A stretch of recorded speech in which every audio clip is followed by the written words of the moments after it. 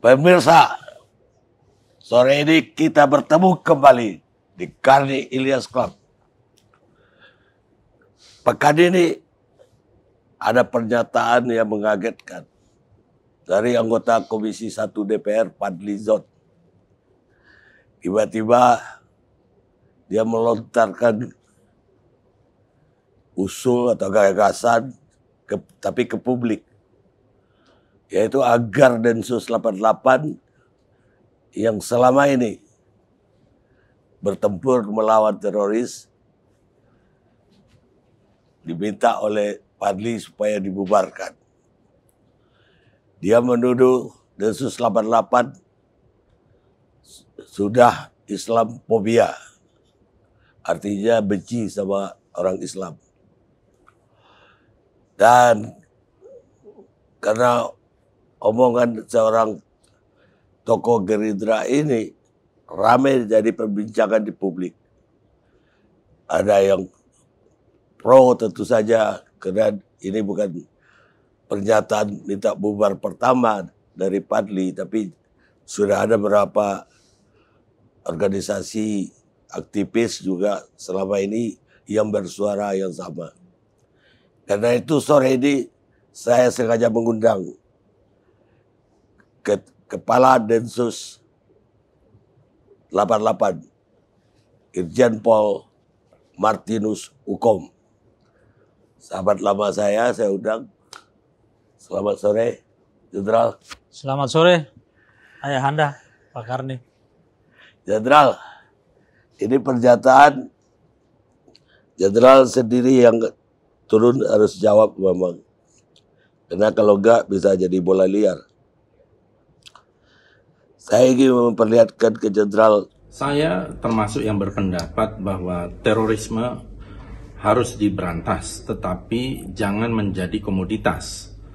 Dan wacana tentang pembubaran dari Densus 88 ternyata bukan wacana baru. Ini juga sudah banyak disuarakan di masa lalu, termasuk oleh Majelis Ulama Indonesia. Bagi saya, ini ada sebuah waktu yang baik untuk melakukan evaluasi tentang war on terror atau perang melawan terorisme, karena Amerika sendiri yang memulai perang melawan teror ini sejak 2001, sejak 9/11 telah menutup bab ini dengan menarik pasukan mereka dari Afghanistan pada tanggal 31 Agustus 2021 lalu. Dan itu menandakan bahwa Amerika, saya kira, sudah mengakhiri ini dengan menghabiskan dana sebesar 2,5 triliun US dollar, dan mereka mengatakan bahwa ternyata tidak mendapatkan apa yang mereka harapkan. Ini menurut saya harusnya menjadi refleksi. Dan Taliban sebagai pihak yang sekarang ini berkuasa secara de facto dan de jure, kemungkinan besar juga akan diakui oleh negara-negara termasuk oleh Amerika, oleh Rusia, oleh Qatar, dan lain-lain. Sementara ada wacana yang dilontarkan oleh salah seorang pejabat dari Densus 88 yang mengatakan bahwa apa yang dilakukan oleh Taliban itu menginspirasi terorisme di Indonesia. Ini pernyataan yang menurut saya menjadi trigger bahwa kita harus mengevaluasi Densus 88. Apakah itu merupakan tupoksinya untuk melihat dan mengamati geopolitik dunia. Apalagi di dalam bukunya Trevor Aronson yang berjudul Terror Factory, itu mengulas dan meneliti berbagai kasus terorisme di Amerika Serikat, kurang lebih kalau tidak salah 581 kasus. Dan sebagian besar, untuk mengatakan hampir semua, kasus-kasus tersebut ternyata merupakan kasus settingan, fabrikasi atau buatan. Dan di situ ada campur tangan dari FBI sendiri. Jadi ada upaya untuk memelihara isu-isu terorisme ini dan membuat ini memojokkan Islam. Inilah yang saya sebut sebagai Islamofobia. Ya, karena hampir sebagian upaya untuk memberantas terorisme itu dikaitkan dengan umat Islam, dikaitkan dengan Islam walaupun tidak dikatakan. Tetapi fakta di lapangan itu mengatakan seperti itu. Dan contoh-contohnya sudah terlalu banyak. Radikalisme, karena wacananya itu adalah kontra radikalisasi, kemudian deradikalisasi dan sebagainya. Nah, siapa yang dijadikan objek dari kontraradikalisasi dan deradikalisasi? Yaitu Islam dan umat Islam. Nah, ini yang menurut saya kepahaman yang luar biasa untuk mungkin sengaja atau tidak sengaja bisa saja dianggap sebagai memojokkan kelompok Islam, dan ini yang disebut sebagai Islamofobia. Ya. Kayak saya minta jawaban langsung dari Komandan Densus 88. Makasih Pak Ayahanda, Pak Karni. Setelah mendengar videonya yang kurang lebih 3 menit tadi, saya melihat ada beberapa catatan yang mungkin saya bisa menanggapinya. Yang pertama bahwa ini bukan wacana pertama untuk membubarkan Densus. Iya. Ini sekian kalinya ada wacana untuk membubarkan Densus. Ada EPI ya, dulu. Jadi pertama-tama saya mengucapkan terima kasih untuk wacana ini diangkat ke publik. Karena bagi saya dalam dunia demokrasi, orang berwacana, orang berbicara itu boleh-boleh saja. Wacana yang pertama, kedua, ketiga, bahkan keberapa pun, ini akan berlanjut terus wacana ini sepanjang kita tidak memahami apa sebenarnya yang sedang terjadi. Iya. Mungkin ada evaluasi dari publik, Densus begini dan sebagainya. Mungkin hanya melihat dari wajah yang ditampilkan, yaitu ketika kita menegakkan hukum. Kalau kita trace balik ke belakang bagaimana Densus melakukan tindakan-tindakan hukum atau menegakkan hukum, sejak saya menjadi Kadensus ada perubahan yang saya lakukan.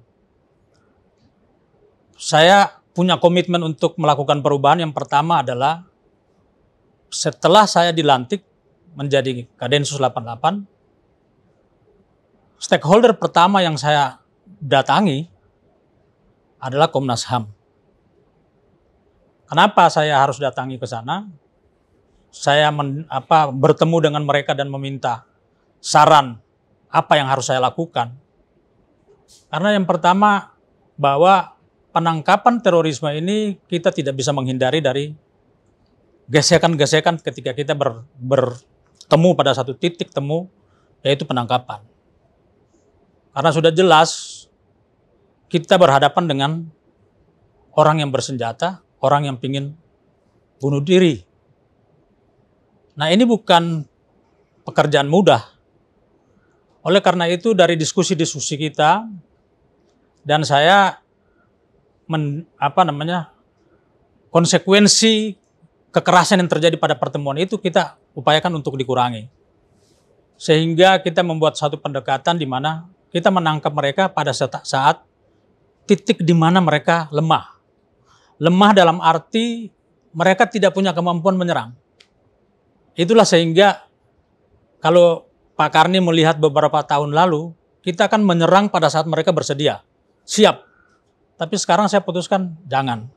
Itu tidak boleh kita lakukan, karena yang kita lakukan adalah penegakan hukum. Lagi-lagi tadi saya mendengar videonya, beliau mengatakan war on terror itu harus diberhentikan. Nah, beliau tidak memahami berarti apa yang kita lakukan sekarang. Kita tidak pernah menggunakan war on terror, tapi kita menggunakan pendekatan penegakan hukum. Hal yang berbeda antara war on terror dan law enforcement. Kalau war on terror, kita mengenal namanya undiscriminate operation.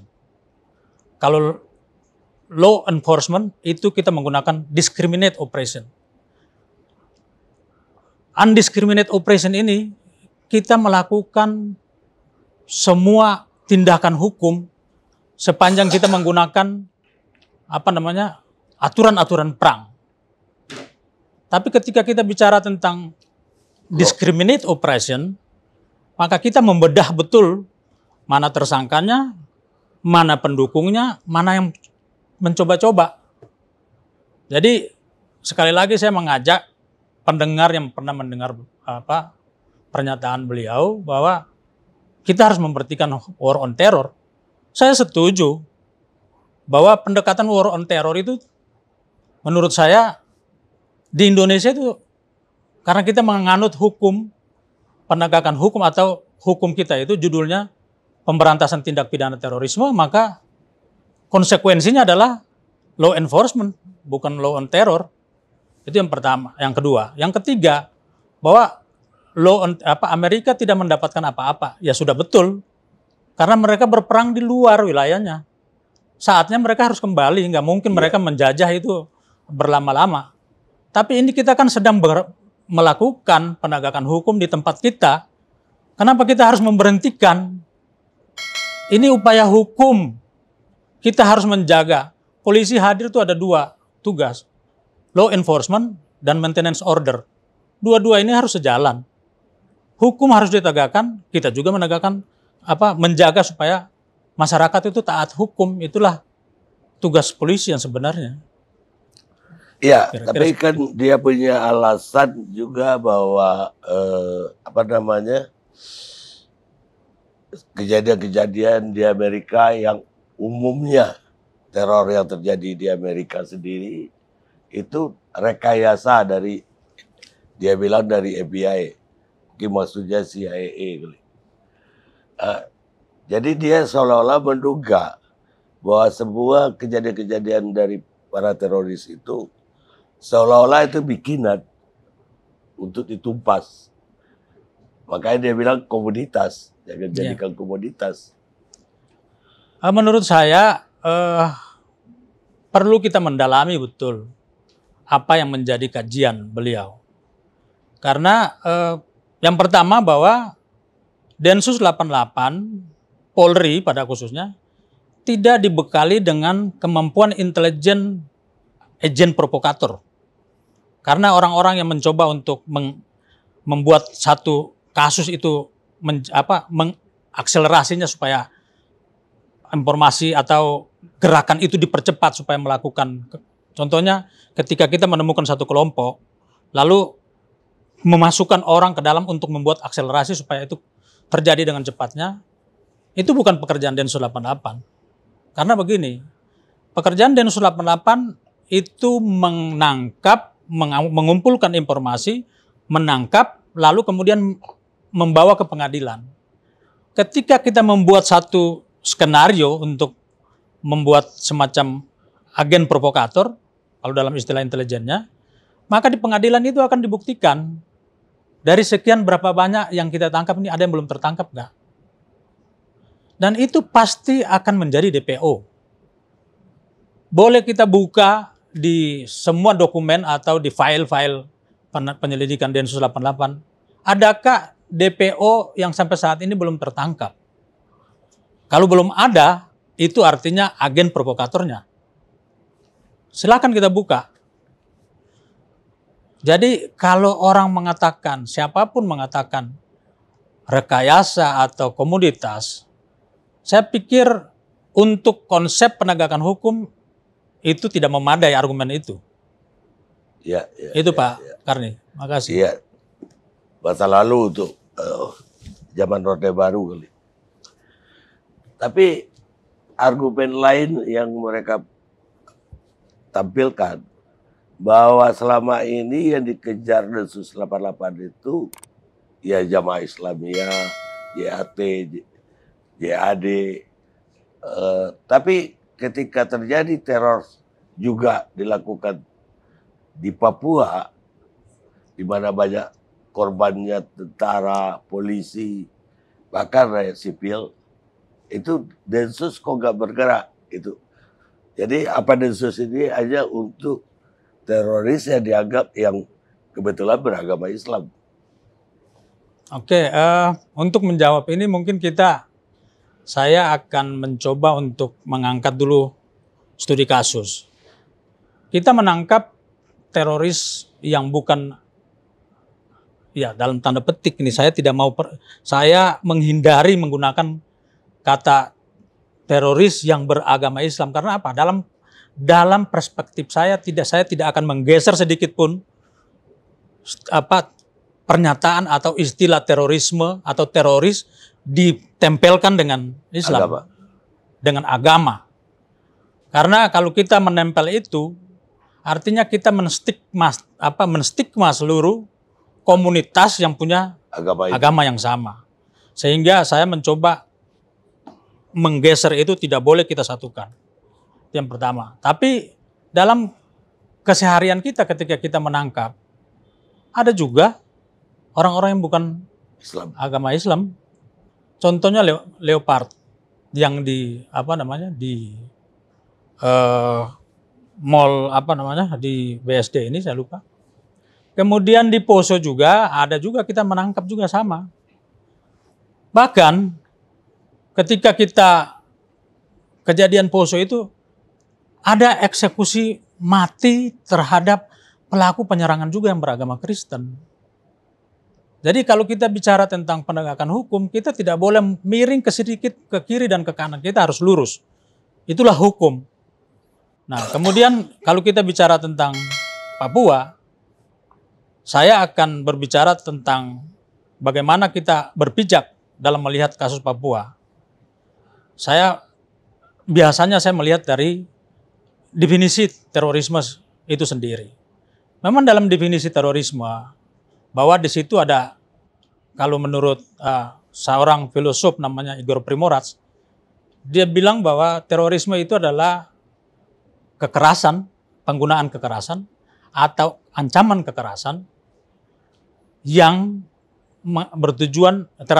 ditujukan kepada orang yang tidak bersalah. Ini tanda petik. Orang tidak bersalah ini ada elaborasi sedikit di situ, kebersalahan orang, sehingga ada dalam beberapa kasus kesalahan orang yang tidak bersalah ini menjadi sedikit kabur, karena ternyata dalam terorisme itu ada juga orang yang punya hubungan seperti TNI, polisi, dan aparat pemerintah sipil.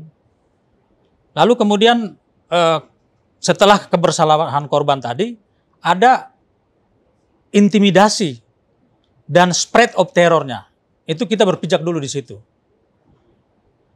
Mengenai Papua, berawal dari yang namanya separatis, bukan teroris.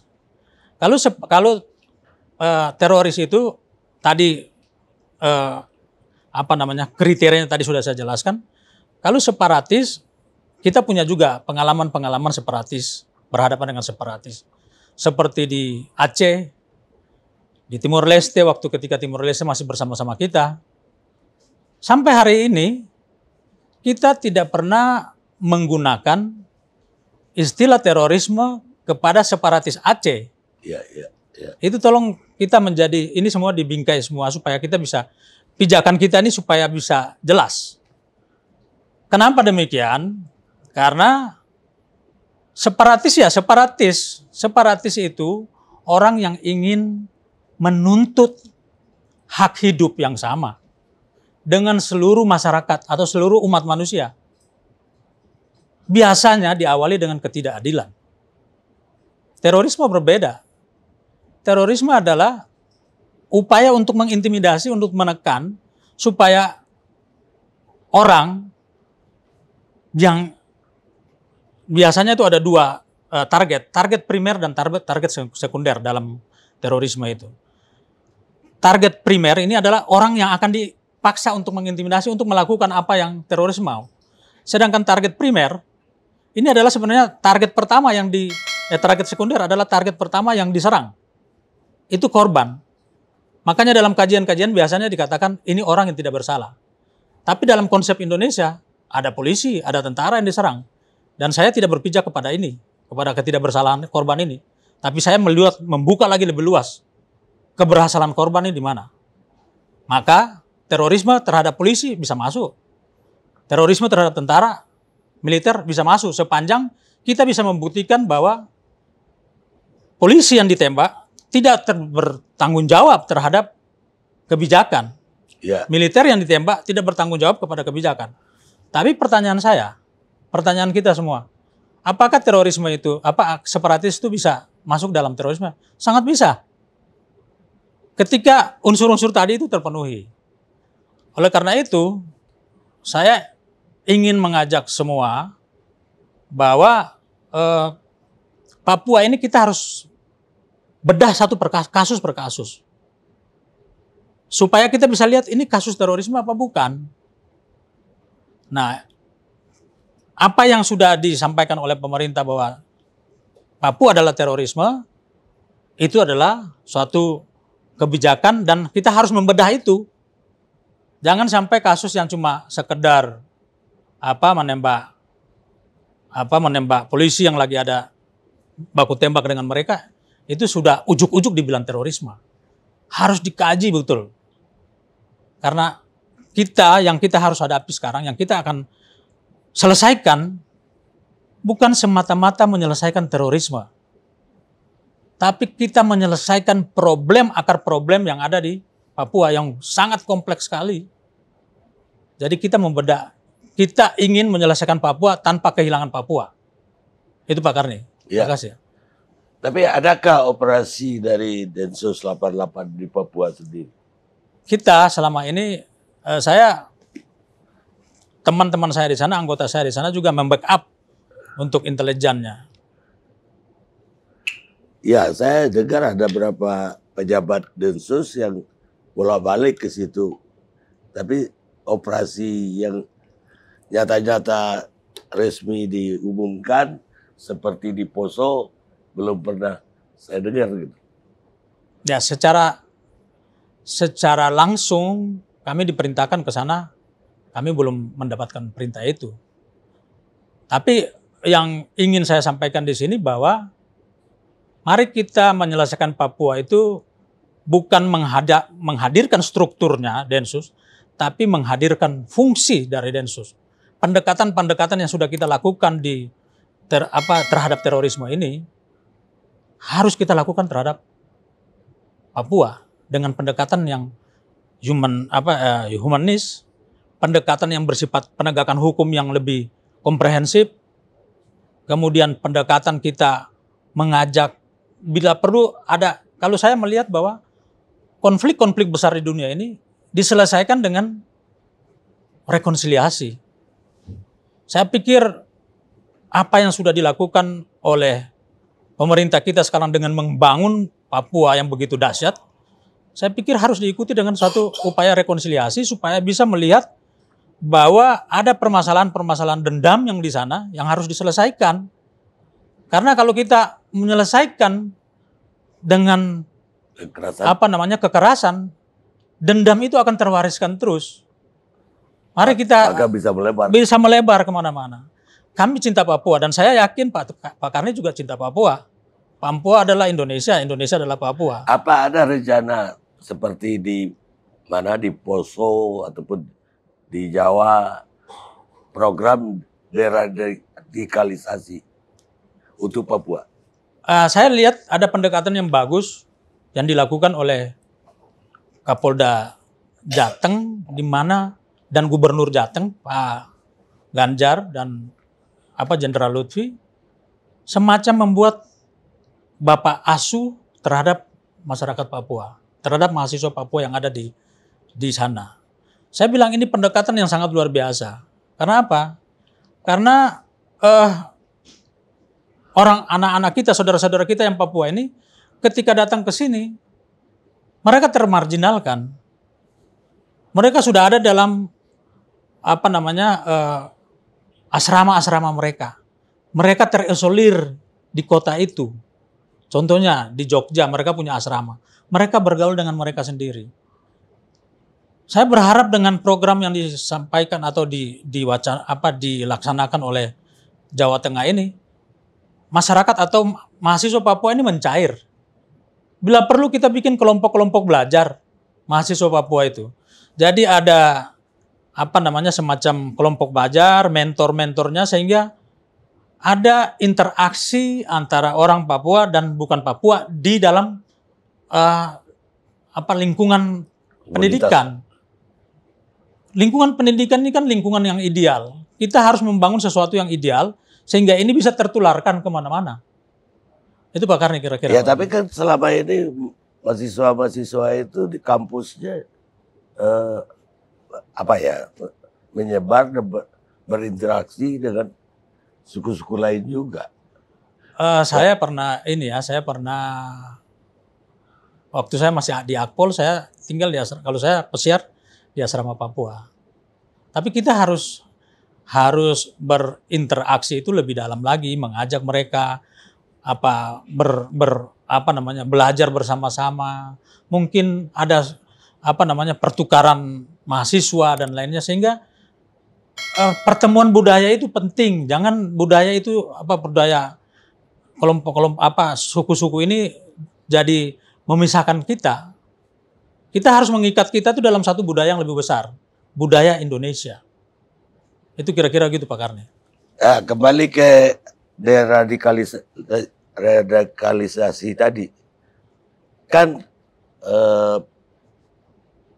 di Papua ya mau separatis tapi itu kan sebuah sikap yang radikal juga. Ada nggak dari Densus semacam program atau konsep untuk deradikalisasi orang-orang Papua yang berontak ini? Oke Pak Karni, jadi saya kembali lagi kepada pengalaman kami di Densus. Deradikalisasi itu amanat undang-undang. Undang-Undang nomor 5 tahun 2018. Deradikalisasi dilakukan terhadap tersangka, terdakwa, terpidana, mantan terpidana, dan keluarga-keluarganya. Artinya jelas nih Pak Karni. Deradikalisasi dilakukan berawal dari penangkapan. Nah, pendekatan ini kita lakukan ada namanya, kalau saya istilahkan golden time Pak Karni. Golden time itu di undang-undang teror itu ada 14 hari penangkapan. 14 hari ini kita gunakan untuk memahami mereka, memahami tersangka yang kita tangkap ini siapa.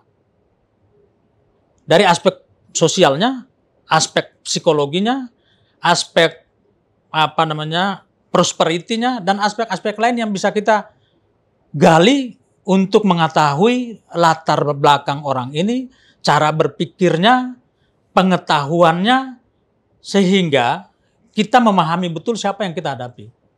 Saya mengutip apa yang disampaikan oleh Hannah Arendt, dia seorang filosof, dia bilang begini bahwa ketika kita mengetahui seseorang, maka kita bisa menguasai orang itu. Tapi dalam hal ini bukan menguasai dalam arti mengontrol atau mengendalikan, tapi menguasai dalam arti kita bisa merubah orang ini. Jadi golden time tadi penting. Nah, makanya tadi saya bilang buat Pak Karni bahwa fungsi bukan struktur yang dihadirkan, tapi fungsi ini yang harus dihadirkan. Kalaulah kita menolak atau Densus tidak boleh masuk sana atau apapun, atau ada pasukan yang di sana yang begitu banyak, sehingga kalau kita masuk membuat masalahnya menjadi lebih kompleks, saya ingin menghadirkan fungsi substansi Densus itu hadir dalam rangka program pencegahan, dalam rangka program deradikalisasi dengan menggunakan golden time tadi. Lalu kemudian setelah golden time, proses peradilan, proses penyidikan sampai proses peradilan itu adalah proses komunikasi panjang yang kita harus laksanakan supaya ini orang-orang ini kita menghilangkan ketegangan antara penangkap dan yang ditangkap. Ini yang kita lakukan Pak Karni. Makanya Pak Karni jangan kaget kalau saya bisa membawa 20-30 orang teroris duduk sama-sama saya. Ini pola pendekatan yang kita sedang bangun sekarang. Nah ini kemudian ketika mereka keluar, kita juga harus ketika mereka ditahan di dalam. Pertanyaan saya, siapakah yang mengurus orang tuanya? Siapakah yang mengurus anak-anaknya atau istrinya? Ini juga tugas kita. Karena menurut saya, kalau kita lihat teori terjadinya satu terorisme atau kekerasan, itu diawali dari ketidakpuasan. Ada teori seorang psikolog namanya Fatali Moghadam. Dia bilang bahwa terorisme itu terjadi dari ketidakpuasan yang terjadi ketika dia berinteraksi dengan masyarakat. Nah, ketidakpuasan itu bisa ada bersifat psikologi, tadi sudah saya singgung, bisa karena dia dalam interaksi dengan masyarakat, dia tidak punya akses yang baik untuk mendapat ekonomi dan lain-lain. Nah, ini yang akan kita ambil kita dari lewat golden time tadi, kita memahami mereka, mengenali mereka, lalu kita men-treat mereka. Apa sih? Oh, anak ini mungkin waktu kecil dia sering dibully, sehingga dia butuh suatu eksistensi diri. Atau anak ini ketika dia kecil sampai besar, dia tidak punya ayah. Dia butuh seorang figur ayah. Dia menjadi tidak pede, dan dia ketika dipaksa atau ditantang, dia akan muncul sebagai seorang agresif. Nah ini semua Pak, sangat kompleks. Kita harus melihat masalah-masalah terorisme dan separatis ini. Itu Pak Karni. Ya itu pertanyaannya, apakah konsep ini sudah dijalankan atau lagi direncanakan untuk Papua? Saya karena tidak menangani Papua, saya ingin mungkin pertanyaannya Pak Karni bisa bertanya kepada Kapolda Papua. Tapi yang saya dengar, sudah ada program namanya Bimas Noken. Tapi Bimas Noken itu menurut saya itu bersifat kalau di teroris itu pencegahan Pak Karni. Mencegah supaya orang-orang yang menjadi sudah setia kepada Indonesia ini tidak loncat pagar menjadi KKB. Itu Pak Karni. Tapi kalau program yang tadi saya jelaskan tadi, saya belum tahu persis. Tapi Pak Karni sangat efektif ketika kita sudah memenangkan satu orang, dan orang ini kita akan jadikan untuk bersama-sama dengan kita untuk memenangkan yang lainnya. Ya itu kan selama ini itu yang dilakukan oleh Densus 88. Ya. Dan dilanjutkan oleh BNPT. Siap. Baik pemirsa, kita akhiri ngobrolan sore kita. Sampai ketemu Karni Ilyas Club yang akan datang.